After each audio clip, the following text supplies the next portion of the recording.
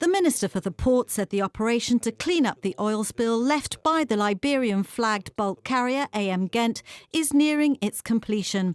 Vijay Daryanani stressed that costs will continue to rise above £172,000, adding the Port Authority is still awaiting the result of the investigation being carried out by the flag state. The GSD questioned whether the government had an oil response plan, which prompted a robust defence of the companies involved in the spill. On the waste treatment plan, the Minister for the Environment revealed that this should be published by the end of the spring.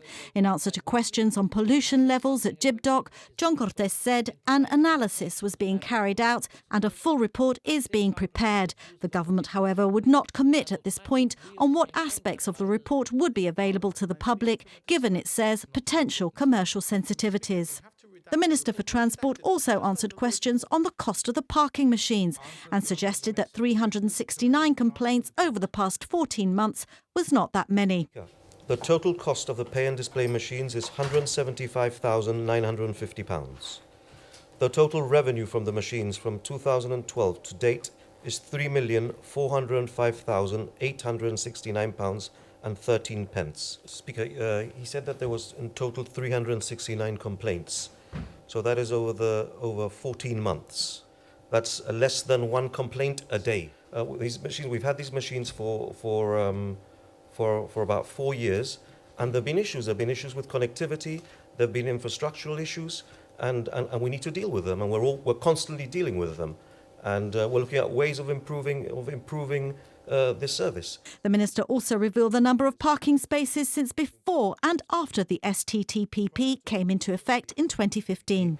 There were approximately 3,000 on-street parking spaces throughout Gibraltar.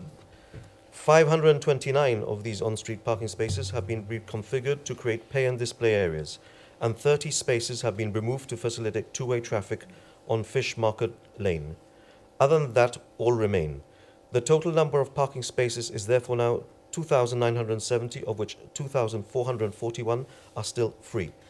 I can confirm a total of 10,019 cars have been registered locally since the introduction of STTPP.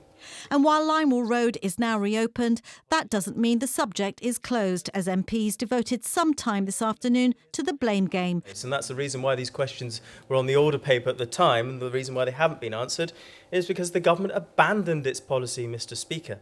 But dealing with, which was a failed policy, a stupid idea in the first place, Mr. Speaker, but it is what it is. I think that the first problem that we have here is that our Chief Minister does not accept that this project was poorly planned and hence was a disaster because of that. It's not his failed project. It's our failed project.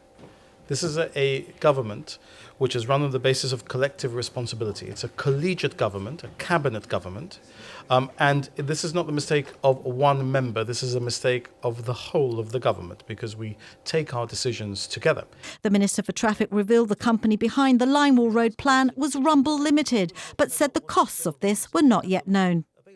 Following the trialling of 3 different electric buses, the government said no decision has yet been taken as to which company will be awarded the tender, adding the decision is an expensive one and one which the government will therefore be taking its time on.